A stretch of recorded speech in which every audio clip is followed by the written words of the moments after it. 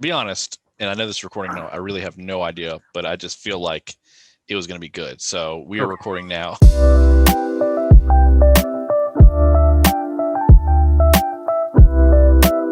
Welcome back, everybody. It is Matthew Murray here with Nick Frumpkin and the insurance panel.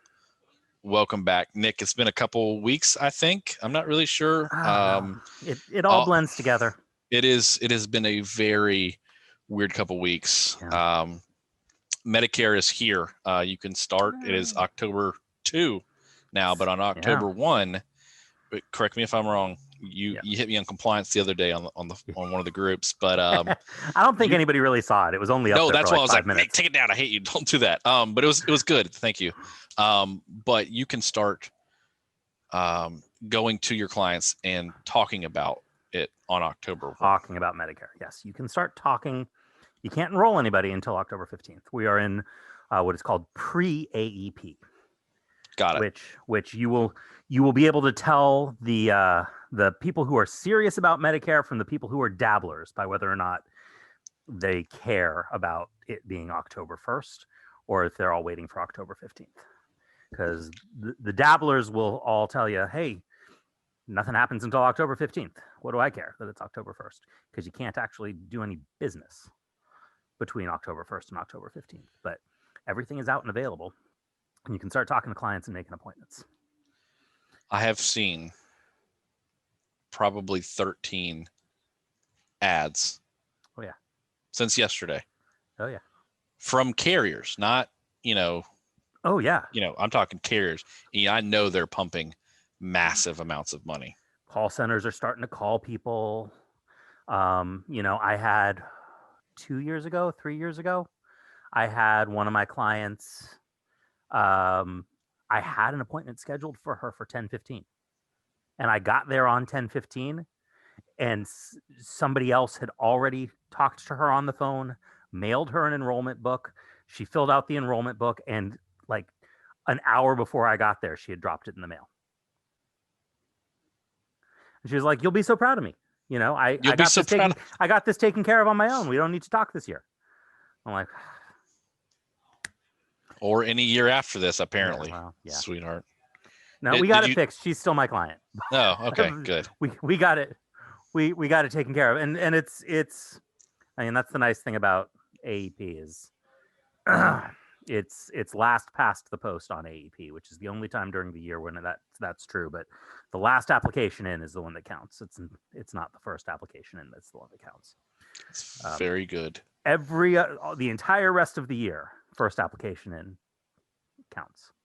But in AEP, it's the last application. It's kind of like most sports games. The last 2 minutes of every game is the most important. That's right. Except for baseball, maybe in the no clock in baseball. Doesn't matter. 9th inning. Who knows? Yeah.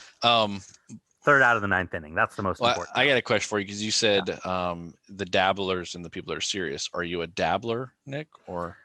I don't know. I'm dabbling less and less and being more and more serious as time goes on. I mean, like anybody who watches our channel has heard me say this before. I got my start doing Medicare, sort of. It's more complicated than that, but like more or less, that's how I got started in the insurance industry.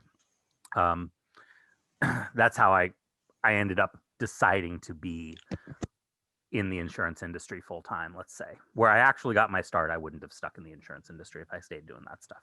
But I got into Medicare relatively quickly after that.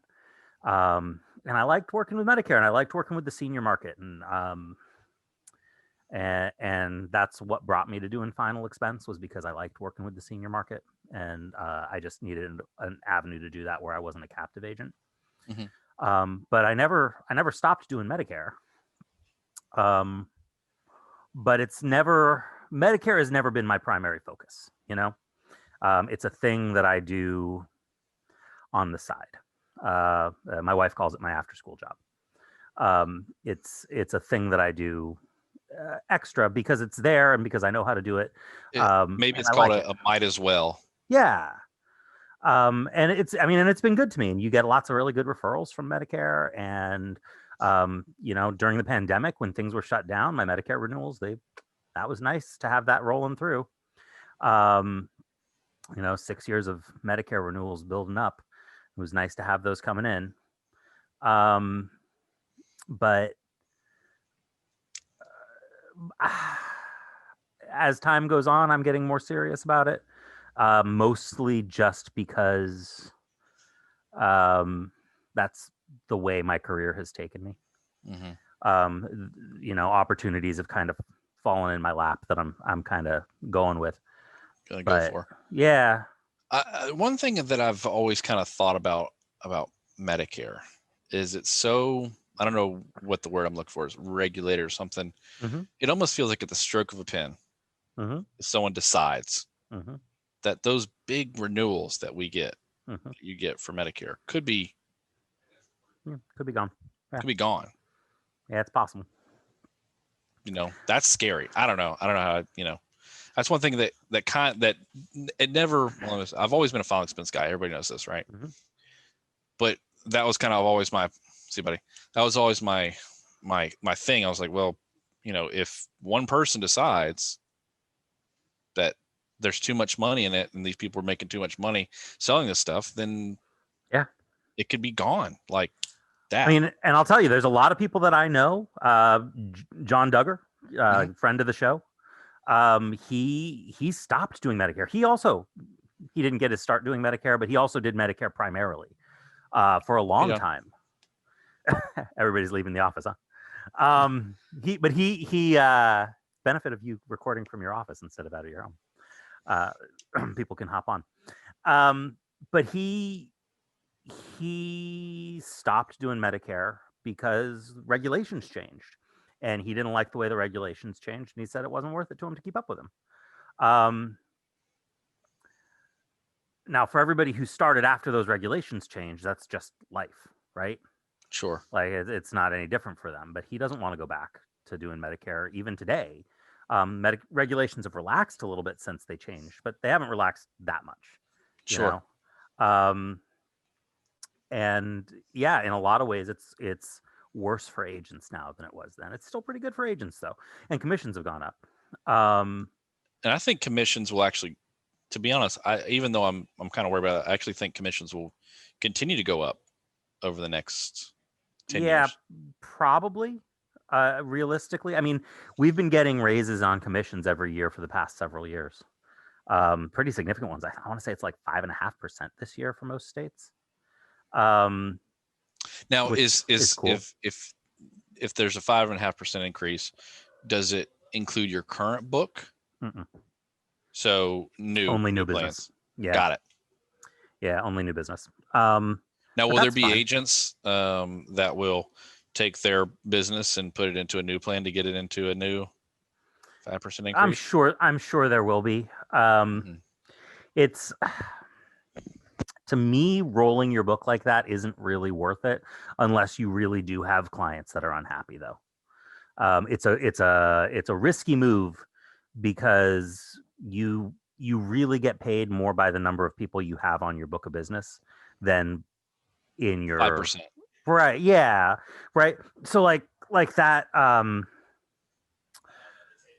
the first year commission is less important than your total book of business number when it comes to Medicare. It is not about your first year commissions, because your best case scenario, if you are selling in the right state and you're selling somebody who's brand new to Medicare, a Medicare Advantage plan, you're going to make like $630. Right. And in most states, you won't make that much. But if you're in California or New Jersey, and then New Jersey and California pay the most. And maybe it's not 630 because I'm not in California or New Jersey. I get paid less, but I think it's 600 and something. And that's not that much. 618, I think it is. Maybe, actually. Yeah. But it's not that much compared to what you'll make on a final expense sale, right? Right. And that's your best case scenario. Your more likely scenario is you're going to make half that. Or you're going to sell a Medicare supplement policy and you're going to make like 22% of like $1,200. which is also about half that. Sure. And so it's not about that first year commission. What it is about you get that $300 some odd dollars a year every year after they've been on your book. Right. So if you've got a book of business of 400 people and every year you get $300, you're making $120,000 a year in renewals for only 400 clients, right? And like for a final expense guy, 400 clients is like nothing. That's like a year and a half's worth of work, maybe. Right. A really good final expense agent. Hey, my dog's coming in to say hi. Now that I'm not recording in the guest room, my dog is back to free wandering. That's funny. But it's it's interesting because I know we talked about it before, but like you were talking about like a good final expense agent can really produce half of those apps in a year. Oh yeah. But if they do it, if you're just average and you just do your final expense like you've done and you produce 250, 300 apps a year. Yeah. Right. A little more than that for me, but yeah. Yeah. A little bit more, but then you go, hey, by the way, would you maybe want to talk? And you suck. Right. 2 a week. Probably. Right. And then during AEP, you might do 30. 4 a week. Yeah. 4 a week. Who knows? You'll come out with 100, even with typical fall off. Yeah. After 4 years, you have $100,000 to $120,000 renewal. Easy. So it's definitely a might as well type deal. Yeah. It's the only business that you increase your salary, right? Every year that you do it. And in return for those big renewal payments, you are going to get service work phone calls, and that's okay. Like I always like it when a client calls me because there's always opportunity. Yes. When a client calls, right? Whether that's an opportunity for a referral or it's an opportunity to add on to their life insurance, or it's an opportunity to show them a dental plan, or there's an opportunity there. If they're calling me to talk to me, it's because they want to talk to me. And maybe they don't necessarily want to talk to me about new business. Maybe they just want to talk to me about changing their beneficiary, or their doctor changed networks and they want to look at a different plan or whatever. But it's always good to talk to your clients. So there are some final expense agents, many final expense agents, who really get turned off by the service calls. And I get it, sorta. But I don't even think they think it's not a service call. They think it's I'm going to cancel my policy. Right. It happens to every agent. I see it so many times. It happened with my younger brother. He was like 3 weeks into the business, and he had his first person call him 3 days after he sold the lady a policy. And he's like, Matt, it's $120 a month. I don't like, and I'm like, James, pick up the phone. Yeah. What are you doing? Pick up the phone. And he called and she was like, hey, my sister's over here. Can you come by and write our policy? Yep. And he's like, why was I so scared? If you get an NSF, it's not because they canceled. No, it's because they didn't have the money there. It's because money wasn't there. And realistically, let's say they canceled. I had somebody send me a text message. My clients are texting me more and more these days. It's really weird. Yeah. I had somebody send me a text message that literally the text message was a photograph of the Globe Life insurance mailer that said, $100,000 of insurance, 30 cents a month, right? Or whatever it is, 1 penny for the first month or whatever, right? Whatever that ridiculous mailer that Globe Life puts out. She sent me a text with a picture of that, followed up with, please cancel my insurance. So I responded, I said, okay, I can't do that without like something in writing from you, or at least your voice. Let's get together tomorrow and I'll get that stuff to you. And she said, great. Can you be here at 10? I said, sure. and I went by at 10, and she's not canceling her insurance anymore. Of course not. And, and now we have an appointment to talk on October 23rd, I think is where I am right now, to go over her Medicare. Because it's never a bad thing to go talk to your clients. No. Like, there's your clients. You were able to sell them the first time. It's not because you do magic, right? You're not doing magic tricks when you sell your clients. Your clients buy because they like you, because you are solving problems for them, and you are somebody that they see as trustworthy. I mean, you've never met these people before, and they're giving you a voided check with all their banking information on it, and their social security number and their birthday. They And trust you. And you got a 9-month advance. Right. You got an advance, which doesn't mean that means you got paid. You got to service it for at the minimum, a year. Yeah. Like that's super minimum.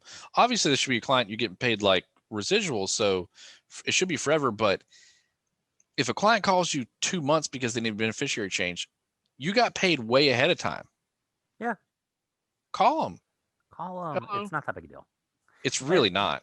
And if they bought from you the first time, they're 9 times out of 10 you'll save all of that stuff, unless you sold them junk.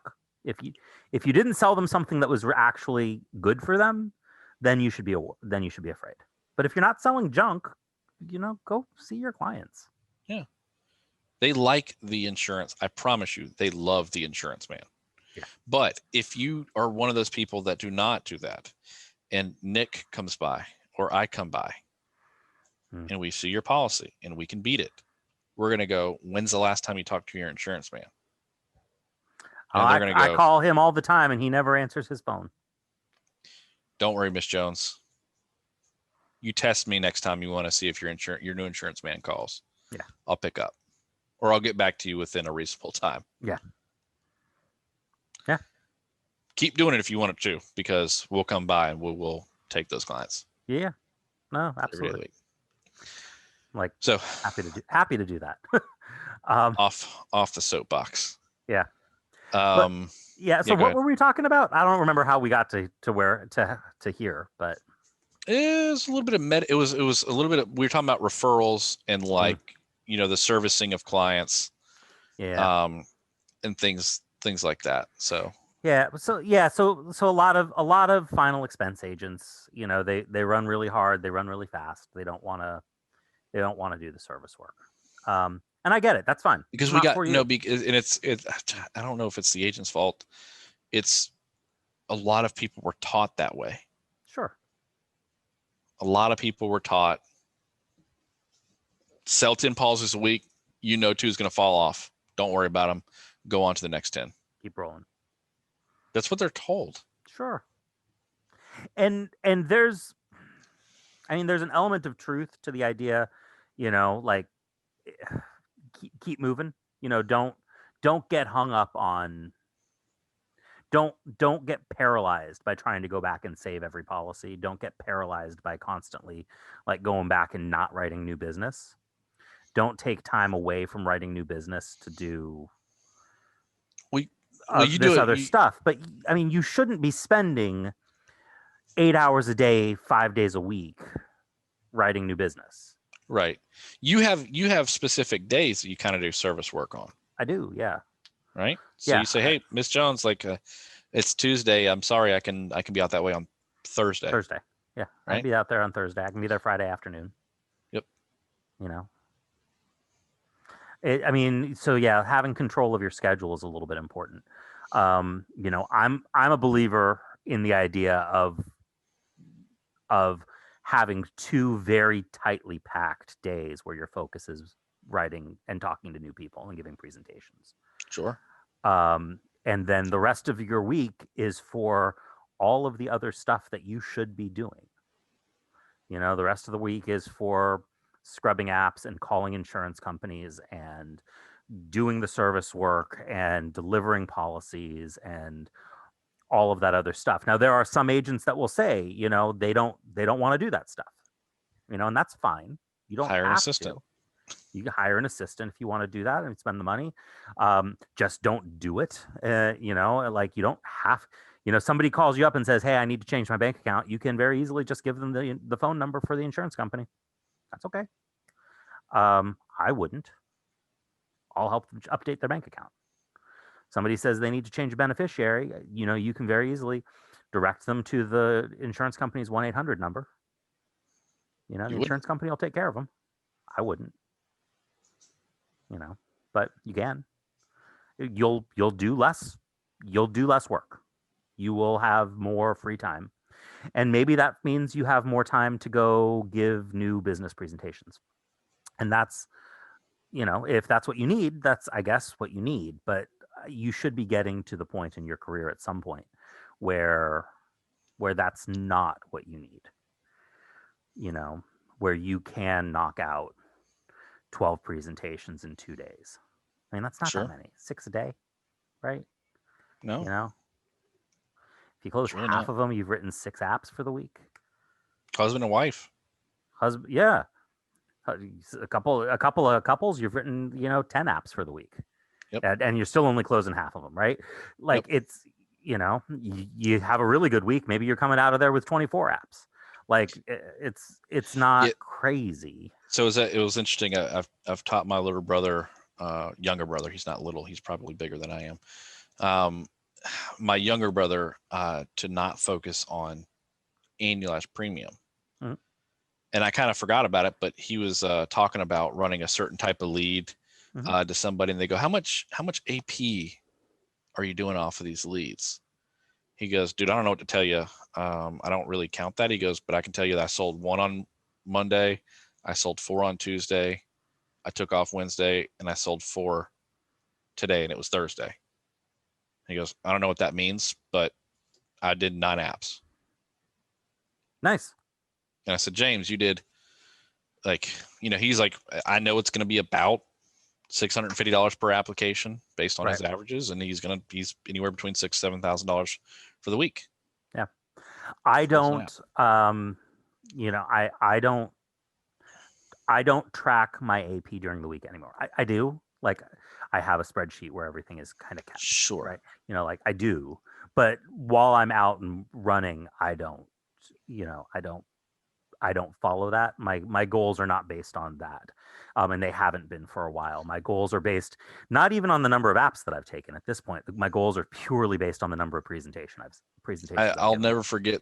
I was training a new agent, and we were sitting in a house, and they had, I think between the two, it was a husband and wife, and I think between the two of them, they were both in their early 70s, and they both wanted like 25,000. So it was like a decent chunk of change, right? And I was writing it up, and it was the new guy's like first day in the field, and he was watching me, and he did what every new person does while they're with a client, and they just said, yes, I will give you a check for $283. I'm doing the application. He's going, 283 times 12. And I went, boom. I was like, dude, I was like, what? I could see it from a mile away because he was trying to figure out how much he's going to get paid. Right. It's like, don't, at least wait till you get to the car. Yeah. Well, yeah, but it's a bad habit anyway, you know, because you shouldn't be so dependent on the income from any one particular deal. Correct. that you're needing to count that way. And I have been there, done that, lost deals because I got caught doing it. Like 100%. Like, I get it.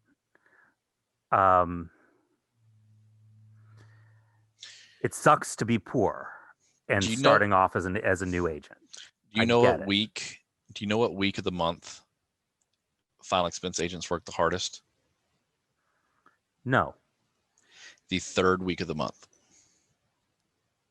Okay. Why? Because rent comes due on the 1st. Sure. They run on the 3rd week. Stuff gets paid on the 4th week. They pay their rent, and then they chill. Yeah, I'm telling you, Yeah, no, that if makes you sense. go to like an agency and you look at like their weekly like stats, the third week That's will funny. be the most like production done in that week. And then a lot of that stuff will get like issue paid on the first week because, you know, it kind of carries over to the first or the third whenever, you know, Miss Jones gets paid. I'm telling you, these are like weird stats that I study. Yeah. The first week is when you'll see the most stuff get like issue paid, and then the third week is like when you'll see the most submit. That's funny. That's crazy. No, but I mean, it makes sense. Like, I get it. And there's a ton of people out, probably people watching, you know, who are on 60% contracts, you know, and they've got lead bills and they're new and they're trying to make ends meet and they don't have any money in their savings account. And like, I mean, like, I have sympathy for you. I've been Been there. there. I've been that guy. It's not fun, but it is a mentality that will kill you. And it's part of the reason why I'm so strong about my belief that new agents should be getting paid street level commissions, because it breaks them out of that mentality. Because it only takes if you get paid 120% on a $600 AP app, and you're getting advanced, you know, 75% of that, you're getting a check for a little over $600 real quick, you know? And if you get a couple of those, you've got rent and groceries paid in a day. Yep. Whereas, you know, I mean, if you're on a 60% commission and you're only getting advanced 75%, some people are only getting advanced 50%. It's a lot harder, you know? And I don't know. I feel like the agent that is relaxed about his finances and his home life, yes, is going to be a more productive agent. I do not believe that most agents need motivation to stop starving. You know, correct. I do. I mean, there are like lazy people exist. I believe that lazy people exist in the insurance business like anywhere else. Like you said, they work on the third week of the month and then they chill, right? I get that. I believe that exists. I think that's a real thing. I don't think you solve that problem by removing commissions from them and forcing them to work harder to get that rent paid. You know, I think this is it's a carrot or the stick type of a problem, and I think most agents will be better off with a carrot there. Not all. Some need a stick. This is why I don't go into management. But they need. But I think most agents would be better off getting the carrot of higher commissions to get started. You know, so that they can be relaxed and they're not breathing commission breath.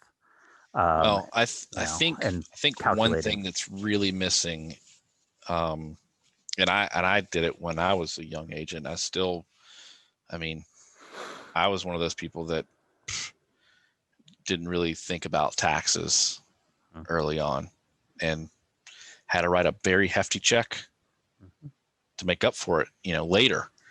A very hefty check. But I think one thing that's really missing is teaching those agents that have, you know, those big commission checks, right? The $600 checks, 3 of those a week. They're not setting aside $400. No. They're not setting. They're not even set. They I mean, you don't need to set aside 400. That's a lot. Out of 600. Like, no, I'm talking 3. I'm talking out of 3 sales. Oh, okay. Yeah. You got paid. You got paid 1,800. Right. Yeah. Okay. I got 400 is the bare minimum off of that. You should be setting aside 600. Maybe. I mean, at least 20%. You know, you should at least be putting 20% away. Right. I don't know that agents need to put away money for chargebacks if you are writing just a couple of companies, because you should just be able to write your way out of a chargeback. Yes. Now, if you're writing like 50 companies, and who knows when you'll write that company ever again. Put a little money away for chargebacks, write the company a check. But I think there should be some kind of class or teaching from a manager that at least shows you, hey, for the first 6 months, put this money aside for some savings, put this money aside, taxes, put some of this money aside for new leads. Yeah. Rainy days, bad weeks. As a new agent, that stuff's going to happen. Save, and pay your lead bill as though it was more important to you than your rent, because it is. If you don't pay your lead bill, you will not be able to pay your rent. I don't know. Maybe.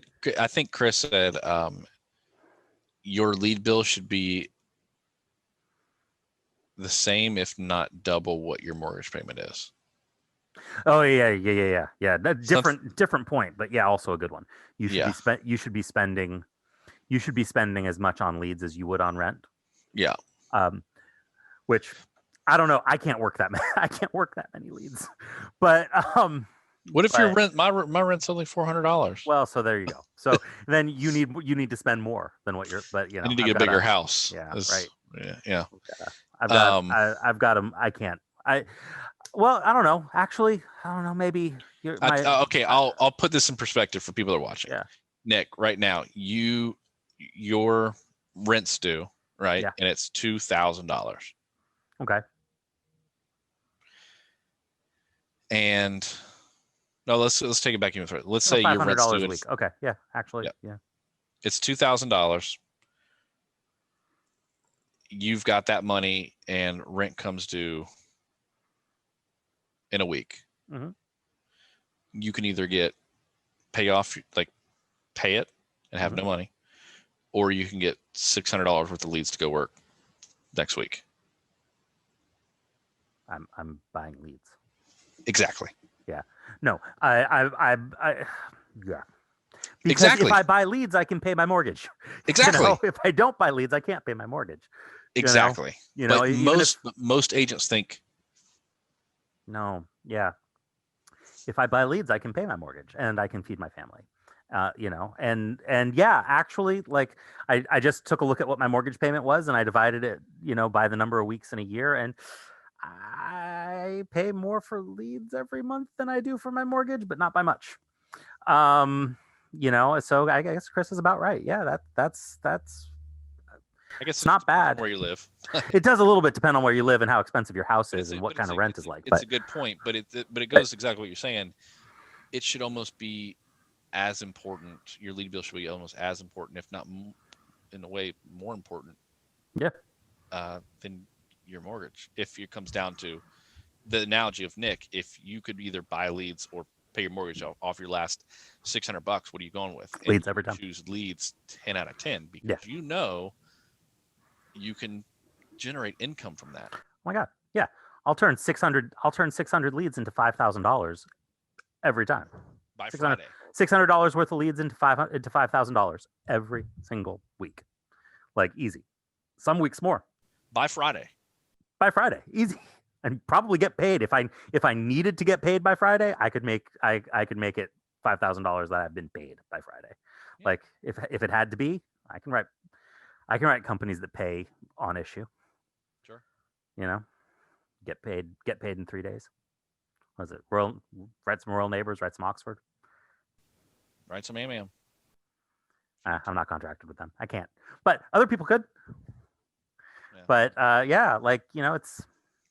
But I think it's a really good point.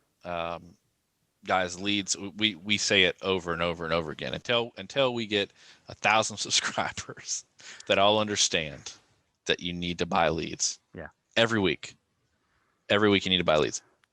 Referrals are nice. Referrals are nice. But I don't think you can do whatever you want, right? Who are we? We're two guys on the internet. But there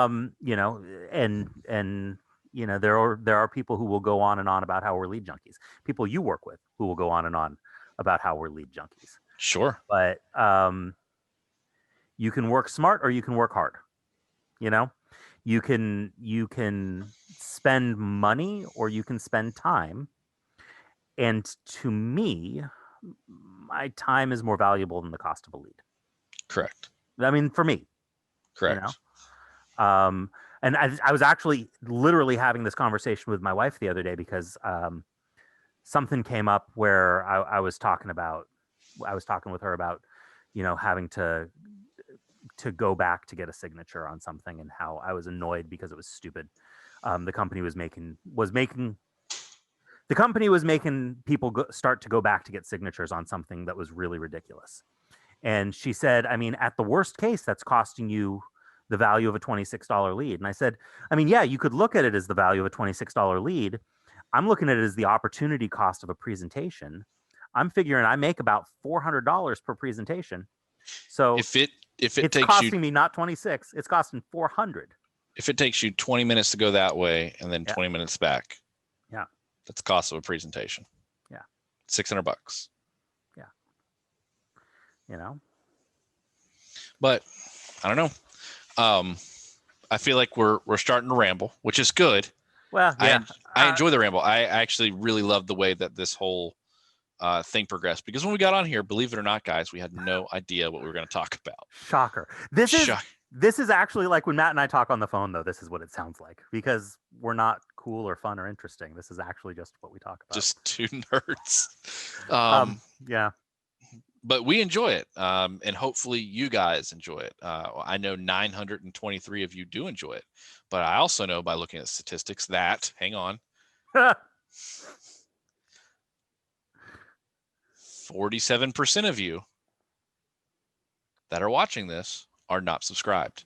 Wow. And if you guys were to subscribe, we would be at 1,000 subscribers. And we have a treat for you on our 1,000 subscriber special. And you will not believe what's going to happen.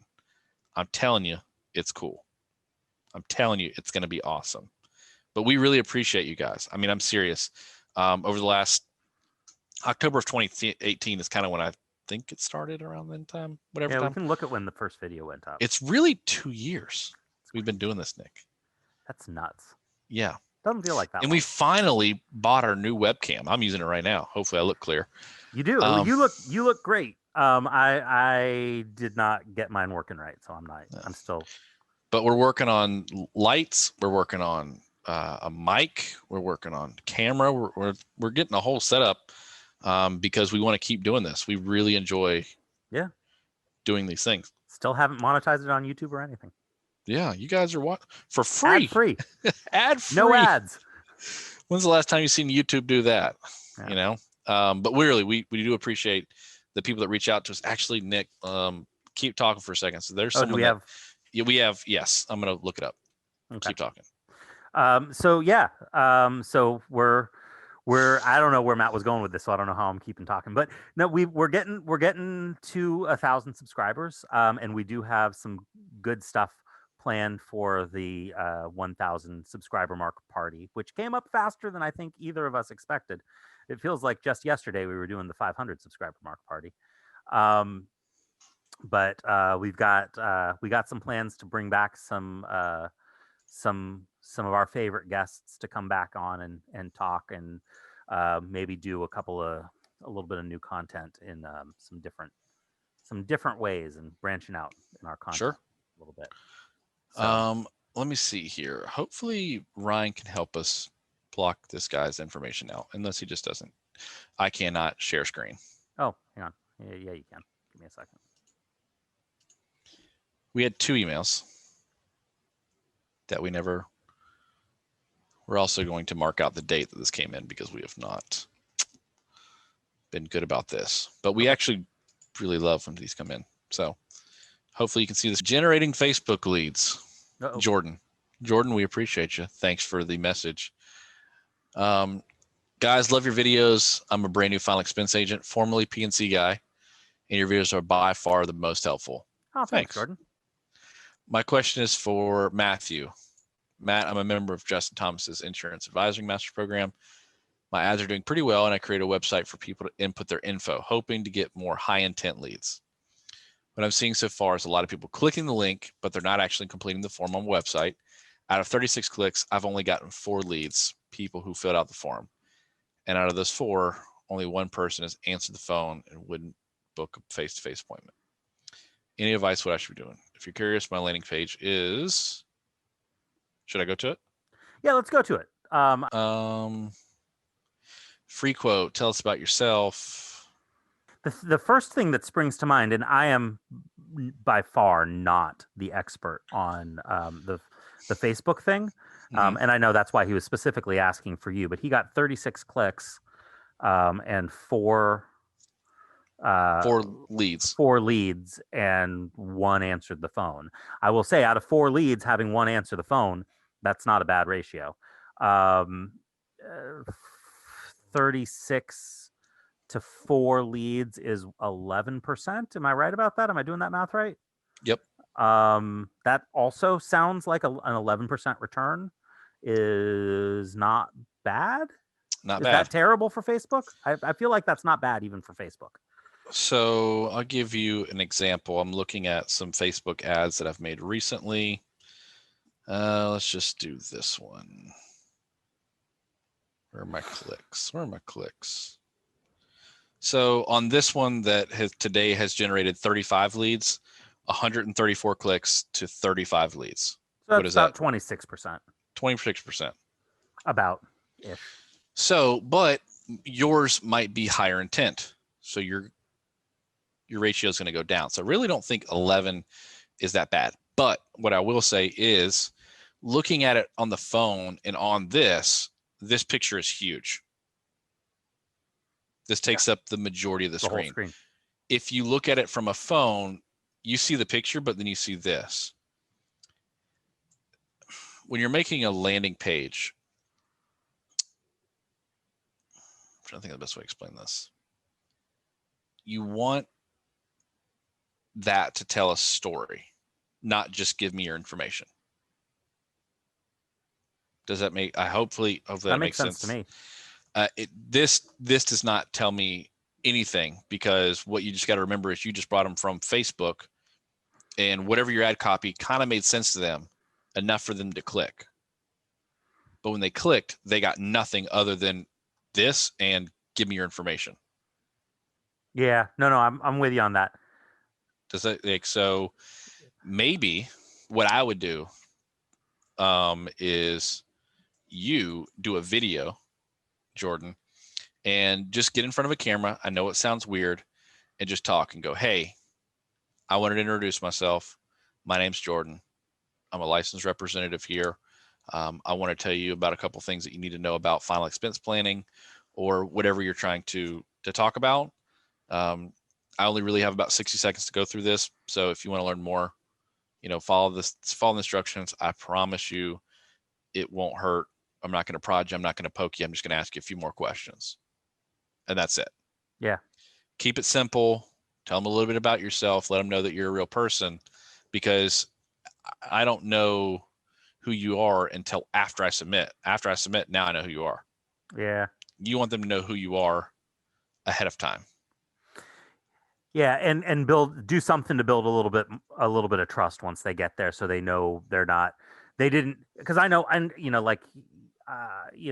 when you read a Facebook ad and then you click and you go to another website, and then it's like, well, really, what is this sketchy website that I've just come to, right? Yep. So you want to do something that's going to build that trust. Correct. And a video sounds like it's a good way to go to build that trust. Sometimes it's like a who we are type of a thing, just text. Who we are, maybe an article of 5 things you didn't know about final expense planning. Something, yeah. Something that gives them some substance. And then in there, it could be this article here, and underneath that is your picture of you, Jordan, licensed representative, state of Arkansas. Free quote, there's nothing wrong with this. It's going to be higher intent because they have to type all this stuff out. First name. I don't know if first name and last name are required. I know you used to have a required spot on here. Address, this will get really wonky for some reason. Seniors don't like to kind of type these things out. Age,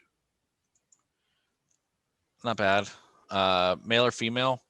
I don't really ask that question ever. I just think it's a redundant question. I'll find out if you're male or female once we get on the phone. And if your name is Judy, I'm just going to guess.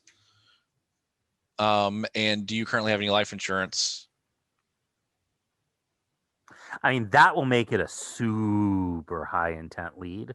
But it's probably also right there driving away a couple of people. Maybe I would ask,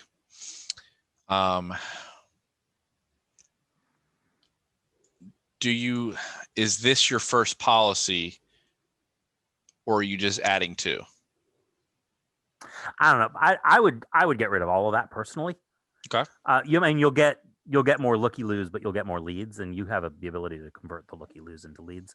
But do you currently have life insurance, and what's the desired additional coverage amount? I mean, anybody who's getting on there and they're like, well, I didn't really want more coverage. I just wanted to see what this was all about. They're not going to answer that. They're just going to skip right past that, and they may just back out. I'll tell you what I'm going to do.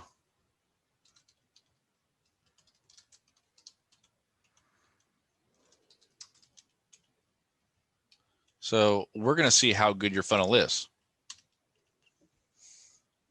because I'm going to give my information out, and I'm going to see if you have it on an email, a text, if I'm going to get a ringless voicemail. This is a little wonky.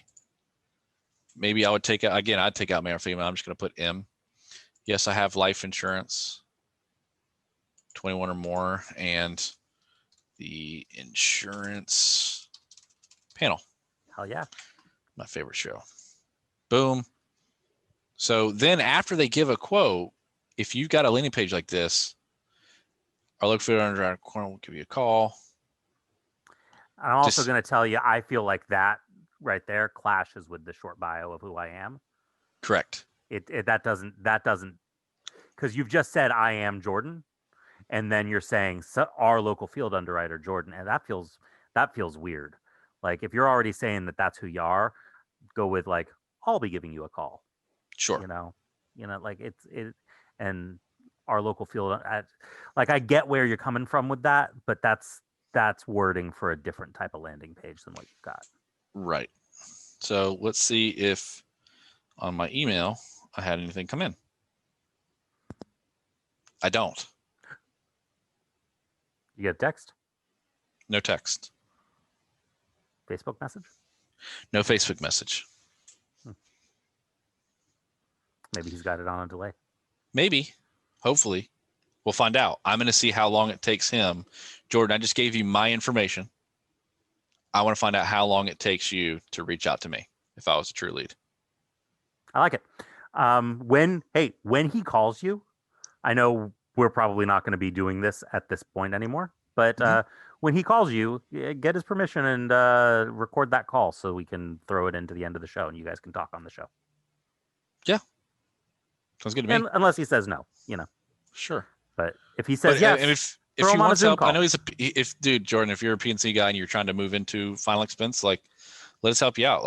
I promise you it's for the good. We're not nitpicking you. We're just really trying to help you out here. I don't think your website looks bad. It's a very simple thing, and that's really what you need for seniors. I would look at Typeform. Typeform is very easy, and you can tell a story early on, and then you can make it ask questions one by one, and it gives a progress bar versus all of this. Well, I can't do it anymore. Does that make sense? I like the call now button.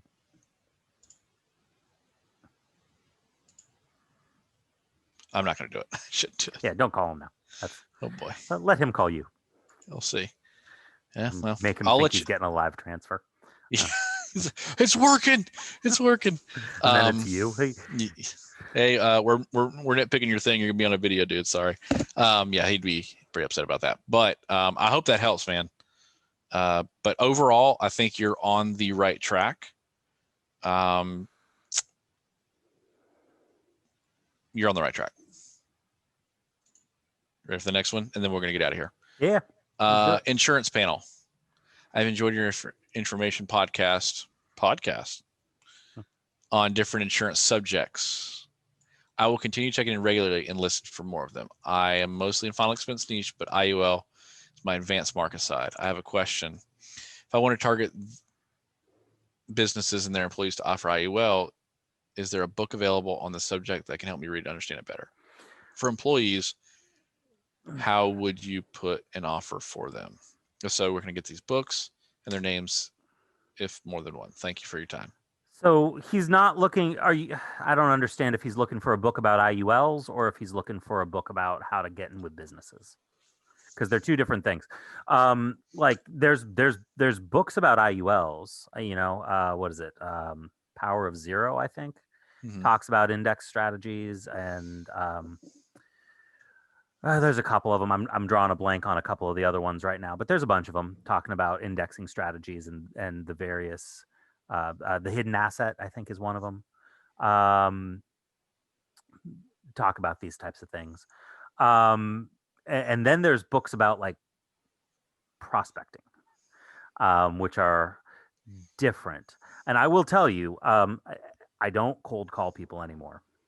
But when I was working 100% cold calls, there's a book called Going In Cold that I think it's not about insurance sales, but it is about cold calling, in-person, face-to-face cold calling, which is just a fantastic book about how to just walk into businesses and walk back out with business, about mentality and approach and how to do like business-to-business cold call, which is fantastic.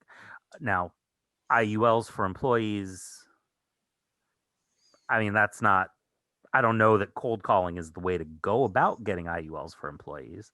It's more of like a group term type of a situation. But okay. What were you going to say?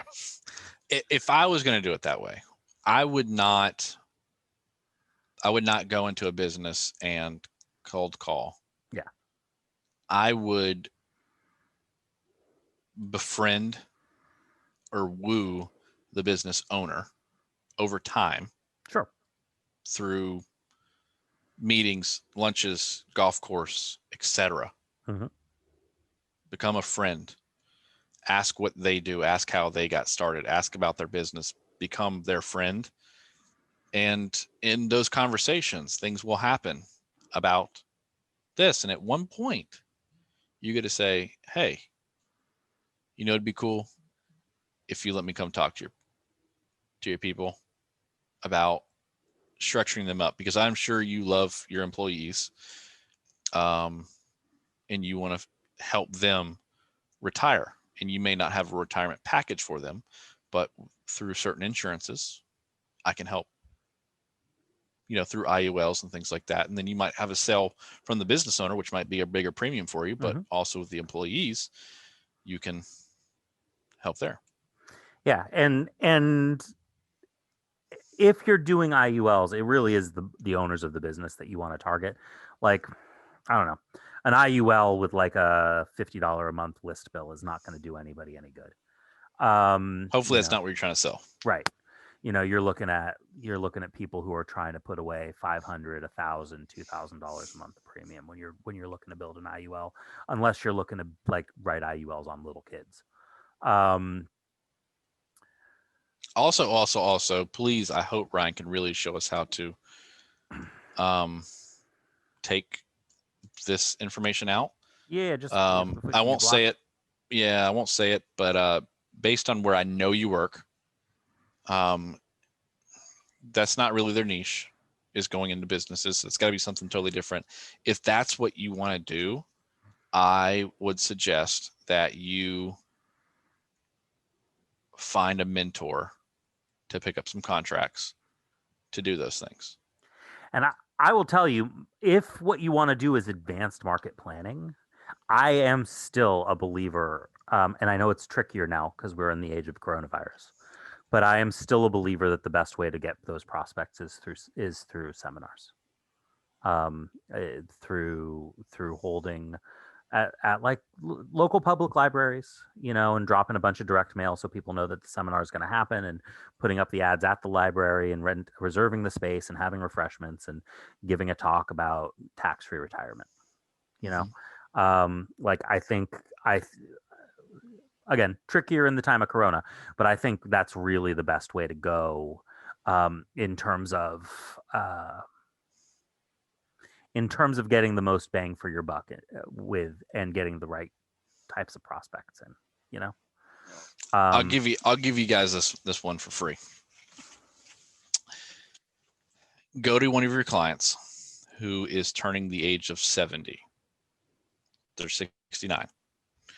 You call them. I usually go with the women, not the men. And I call them, I say, Mildred, you're turning 70. This is huge. I want to hold a birthday party. I want you to invite all of your friends to Golden Corral on your birthday. All of your friends. I'm paying for everything. This is big. Mildred will invite all of her friends. When you get there, all you want to do is just be a happy-go-lucky guy.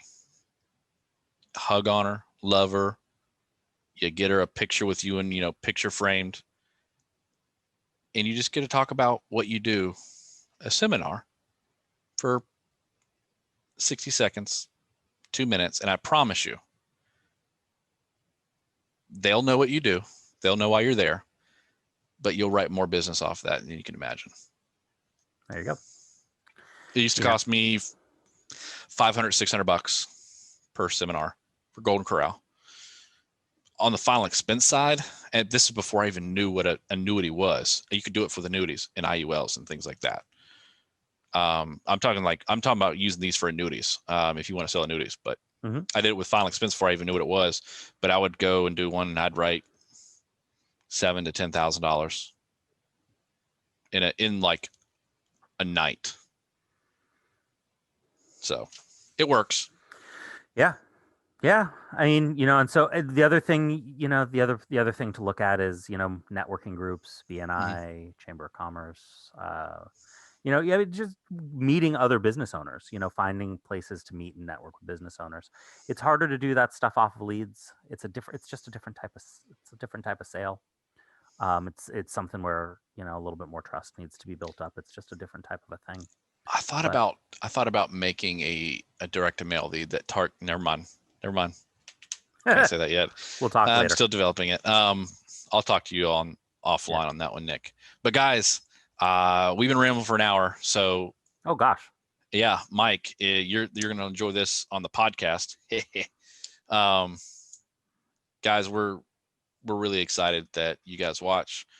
We're excited for the 1,000th subscriber. We don't know if there's going to be a giveaway for number 1,000, but we do have a video lined up, and it's rapidly approaching. So if you guys are watching and you're not subscribed, please take a second, subscribe, comment down on the video. It helps a ton. Give us a like. Give us a dislike. It's okay. No, don't give us dislikes. Forget that. If you want to give us a dislike, you can go away. You can go away. We don't want your views anymore. We don't want your views. But we love doing this stuff, guys. We're going to do more of this. We're going to do more videos. We're working on a couple of new things. So, guys, thank you so much. Seriously, you guys are awesome. Nick? Yes, sir. You're pretty cool, too. Thanks. You're all right yourself. I am sorry, and I will apologize personally for the slowness of the content recently. That is actually entirely my fault, and that's like every week. Hey, Nick, we recording? And I'm like, I do not have time. So I apologize. This is a Friday at 5 or 6. Man, I've been like, I was late here because it's been busy. I've got some stuff business wise going on that's just been. Yeah, you were late, but I was on the phone when you called or when you got in here. Yeah, no, I know. It's a really busy time of year anyway. So we're gonna try to keep the content coming out as much as we can. We might shut down for like November. We might take November, December off and start back again in January. I don't know. Matt and I haven't talked about it yet, but call it a wrap on the season. Yeah. start season 3 fresh in January or something. But sure. But yeah, it's been good. We'll figure out something to give away for the 1,000th person. We'll get it done. We'll give away something. You guys are awesome. Nick, you're awesome. Y'all take care.